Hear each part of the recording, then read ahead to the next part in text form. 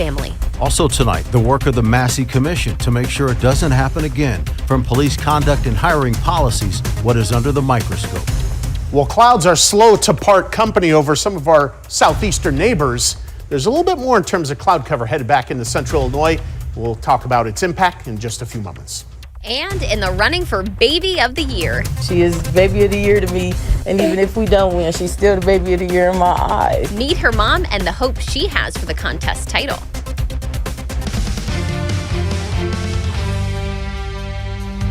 This verdict was long overdue. It is not the verdict that we wanted, but he will pay.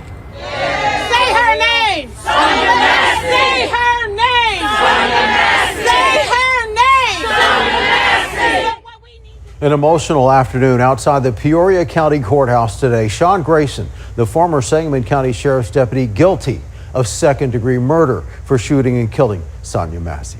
Thanks for being with us tonight at 10.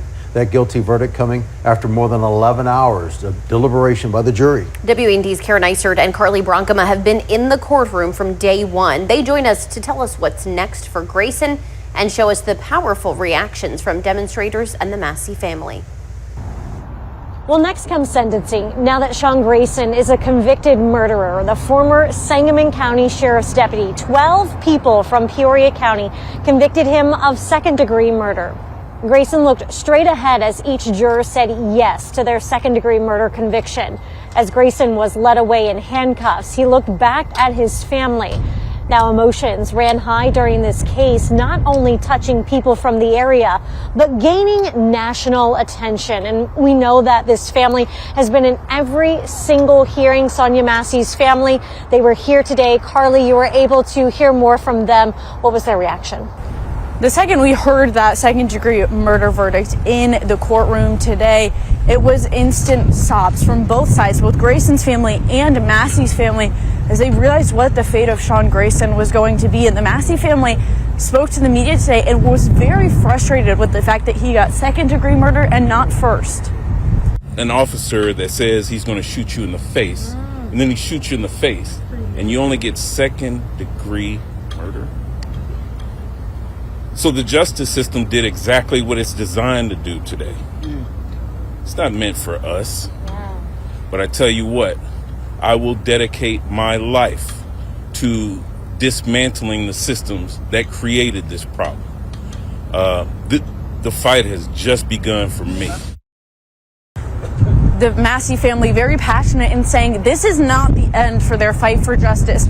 Obviously, in sentencing, they want to see the max sentence applied, but they're also going to continue to fight for Sonia's legacy. They say they want to see more legislation passed, not just in Illinois, but also nationally when it comes to the way that police treat people and also how police hiring happens, which, again, they said this was a crux of the issue when Sean Grayson entered Sonia Massie's home. And we continue to get an emotional response, not just from the family, but from community members as well, who are still kind of trying to process everything that's happened in the last 16 months. That's right, Carly, and we know this isn't a story that just touched our local community. It's been touched by people nationwide, specifically when it came to that body camera video. Now, Carly had mentioned that sentencing, a second-degree murder conviction carries a sentence of anywhere between 4 and 20 years, and it is probationary eligible. That sentencing is going to be happening at the end of January. For Carly Bronkema, I'm Karen Eisert. Guys, back to you.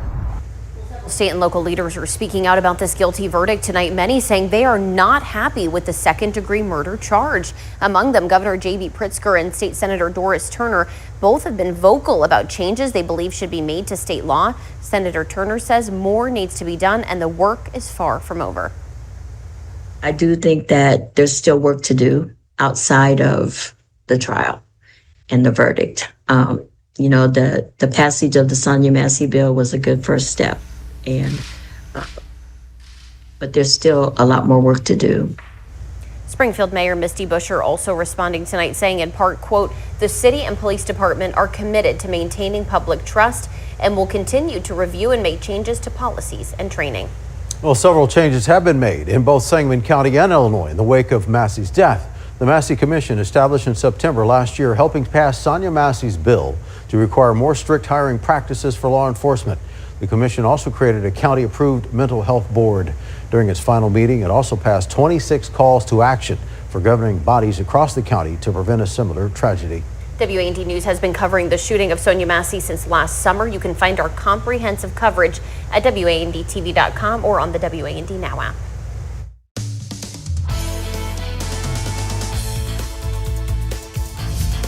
Well, darkness obviously across central Illinois, but some of us still overcast, others on a clear note. So it's a bit of a give and take. We all end up on a clear note as we get closer to daybreak. So where we have the clouds, where it was coldest earlier, that's where we see our highest feels like temperatures running 50 to 54 degrees. But on the flip side, where it's clear, 39 for that feels like temperature in Bloomington. Part of the culprit here is the wind. So while we don't ditch the wind completely, it is off its peak from earlier. Some of the wind gusts were 30, 40 plus miles per hour, generally into the teens tonight. Still tomorrow, some of those wind gusts between 20 and 25 miles per hour. How long it persists, how temps behave, plus tracking another storm system. It's all in a few minutes from now, Sean. A man accused of killing 2 people in a DUI crash in Urbana earlier this year is pled guilty. Julio Cuckoo Bull is also facing federal charges related to his immigration status. Bull did not have legal status in the U.S. Police say he was speeding when he crashed into the car in front of him, killing Katie Abraham and her friend Chloe Polson. Back in January, police found him an hour south of Dallas and arrested him. Bull has now pleaded guilty to charges of aggravated DUI. He'll serve 30 years in prison. A few months ago, the U.S. Department of Homeland Security used the story of Cuckoo Bull's victims as a reason for its increased presence in Chicago. Operation Midway Blitz brought additional federal agents to the state, many headed to the Chicago area. Just last week, a Coles County board member and his wife were also killed in a crash, which ICE claims involved a man living in the country illegally. Police say Mike and Gil Clayton died in Westfield in a crash when 34-year-old Edwin Pacheco Mesa hit their car. Investigators say he was under the influence. The Coles County community responded with board members calling for change to immigration law in Illinois. ICE issued a detainer for Pacheco Mesa, calling on law enforcement to hold him until ICE assumes custody. Tonight, the Sheriff's Department now speaking out. Sheriff Kent Martin says in a news release he's frustrated with state legislation preventing local law enforcement from working with ICE. He says in part, quote, local law enforcement hands will remain tied unless and until the General Assembly repeals or amends the Trust Act.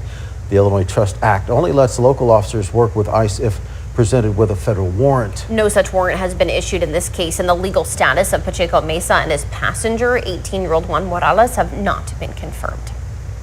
Okay, still ahead, much needed relief coming to Illinois farmers. The new executive order from Governor Pritzker addressing rising costs and tariffs. And you're never too young to start being competitive. Oh my, the Decatur mother and her baby in the running for Baby of the Year.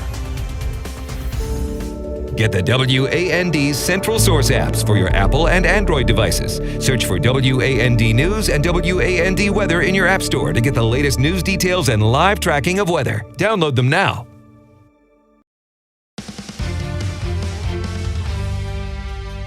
New at 10, Illinois House Democrats passed a massive clean energy bill tonight. Yeah, that's right. The Clean and Reliable Grid Affordability Act, as it's called, will help Illinois build 3 gigawatts of utility-scale battery storage, covering around 9% of the state's highest energy use. The plan would also bring more wind and solar projects online, invest in geothermal technology, and help better plan for energy demand spikes. Sponsors say it will also create a virtual power plant program. Will incentivize an estimated 1.8 gigawatts for these virtual power plants, which is energy storage, demand response, and other technology at homes and businesses. And this will be about 5.5 of our peak load.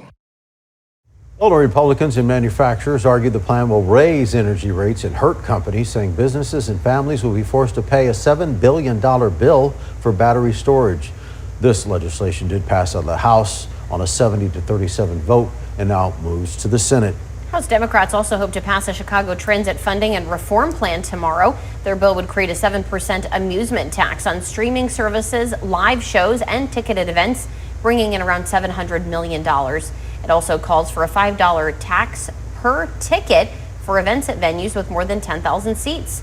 Sponsors also want to include new speed cameras and safety zones to generate roughly $265 million. Long-term structural issue with transit not just in northeastern Illinois, but the state of Illinois.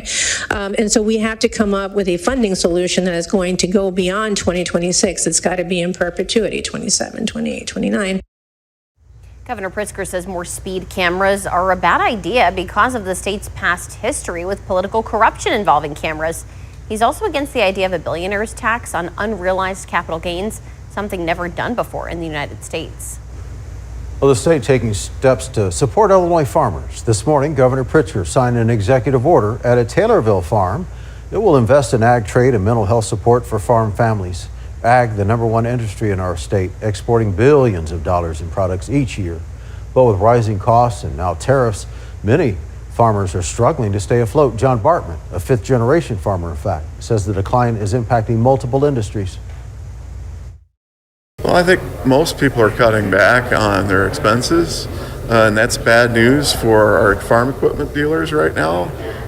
They're not buying, farmers aren't buying anything, and that's rolling out to the banks on Main Street, and even the waitresses are getting smaller tips, and that's unfortunate. That's what we need. He says he's anxious about 2026, hopes this executive order brings some relief.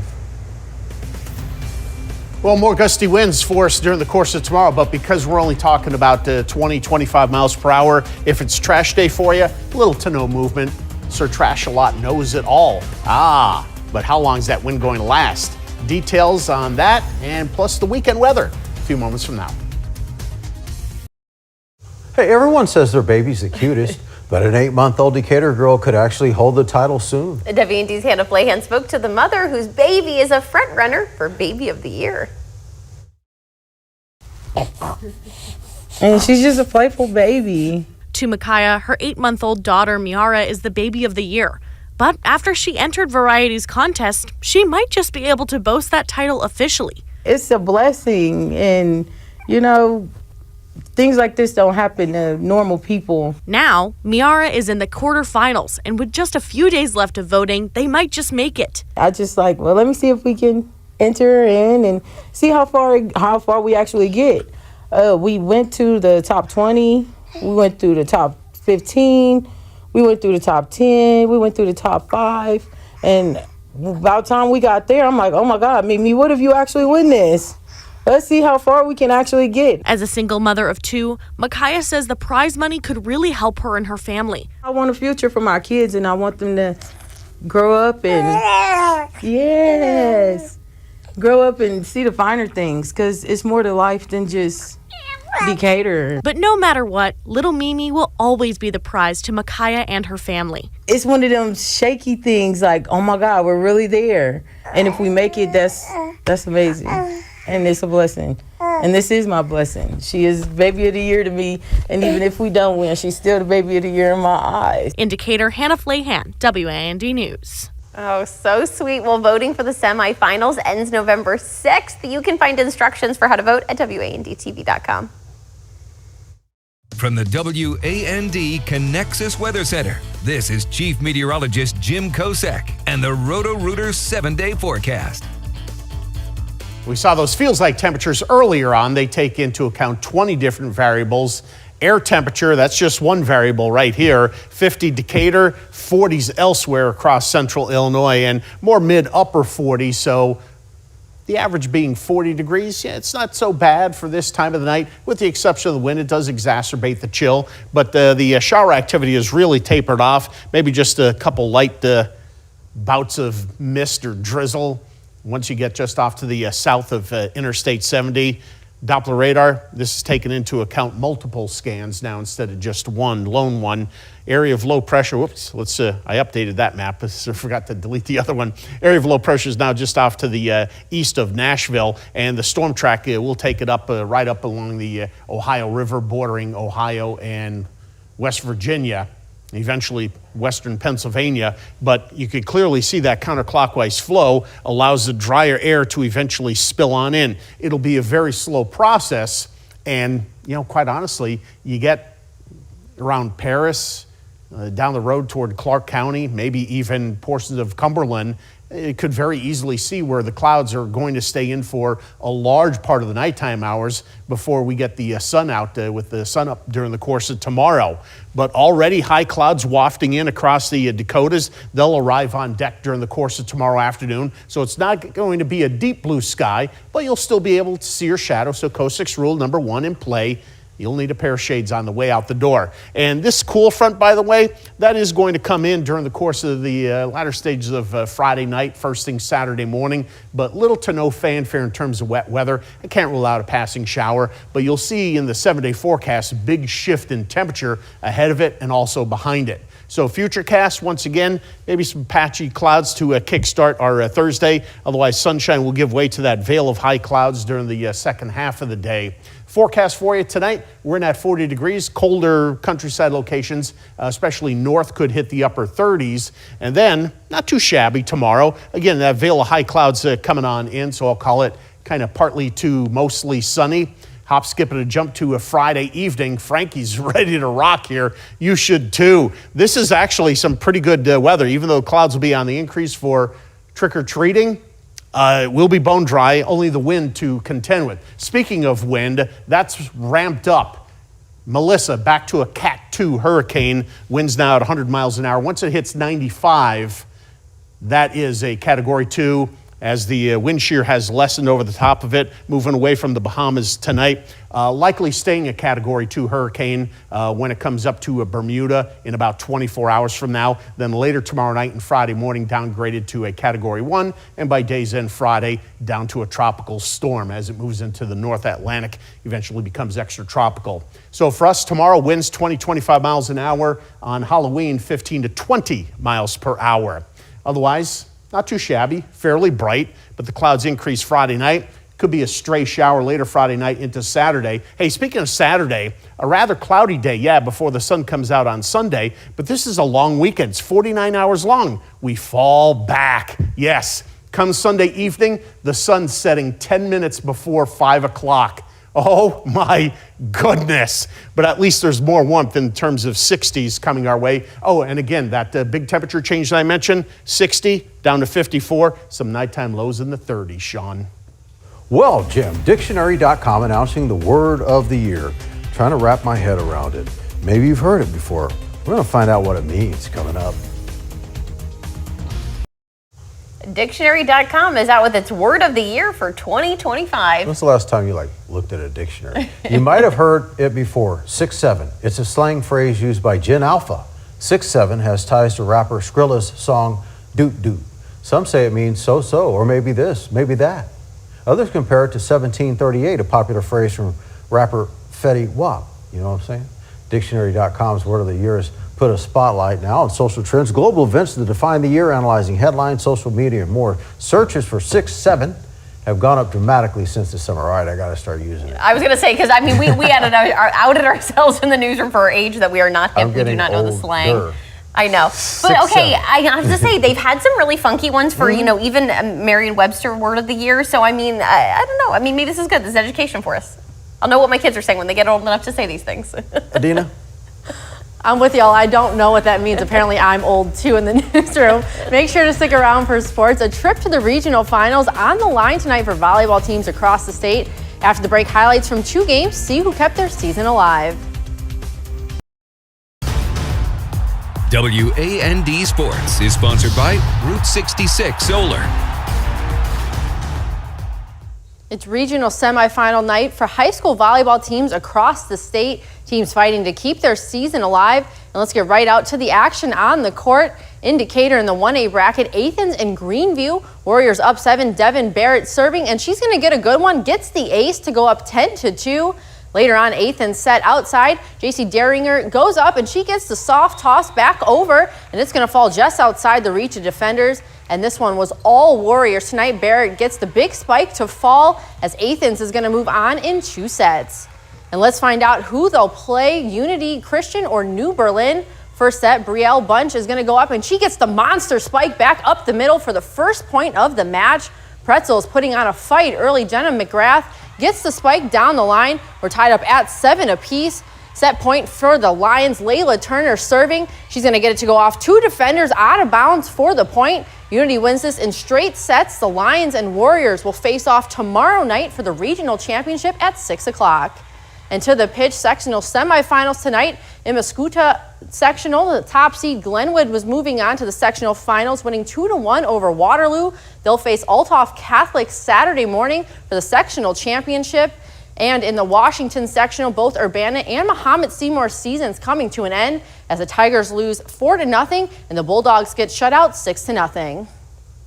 WAND's Play of the Day is presented by Menards. We're just 2 days away from the first round of football postseason kicking off. Glenwood earning this top seed in the 6A bracket after a perfect regular season. The Titans playing Saturday in the first round as they host a tough Joliet Catholic team. Glenwood is no stranger to the playoffs, but in the last 3 seasons, they've been knocked out in the quarterfinal round. This season, the team says they are learning from previous postseason runs, and coming into Saturday, they're hoping to continue their success in front of their home crowd. Just like I said, just earn Friday night through the work we did Tuesday, Wednesday, and Thursday, Monday, Saturdays. Just continue our violent and physical effort. I think we just keep doing the same things we've been doing, and keep the leadership strong and attack every day with intensity. It's kind of our thing, and I think with that we can go farther than what we've done previous years. We're looked at as a quarterfinal team, but I think this year we're capable of a lot more. The Titans take the field Saturday at home against the Hilltoppers. Kickoff is scheduled for 2 o'clock in the afternoon. And last night during the Chicago Blackhawks game against the Senators, Connor Bedard recorded his first hat trick of the NHL season, including a sick goal in the second of his night where he skated through the defenders and sniped home a wrist shot. The Blackhawks went on to win 7-3. They're back on the ice tomorrow when they face the Jets. In Game 5 of the World Series, just wrapping up, the Blue Jays taking the 3-2 series lead, winning tonight 6-1 over the Dodgers. Toronto now is 1 game away from the championship. Game 6 Friday night at 7 o'clock. The 22-year-old pitcher for the Blue Jays is a phenom. Oh yeah, yes, and this series I feel like is never ending. After Game 3, I feel like nothing else can happen in the series. I tried to stay up and watch that, and then I fell asleep, and Freddie Thank Freeman goodness they're like hunts 7 o'clock starts. More to come. Well, it's not like the wind's going to keep you up. I was just outside. It's chilly, but the wind is down. On occasion, it'll gust upwards of 25 miles an hour for the remainder of tonight and still yet tomorrow. But the sun, some high clouds, and then a brighter day on Friday before clouds increase in the evening. But we should be dry for trick-or-treating, although it could shower just to greet the weekend. Most of this forecast is rain-free. Looking forward to it. And those high 60s. That'll be nice. Not too shabby. No complaints. Looking forward to it. I even think 70s coming our way. Ooh, I like to hear it.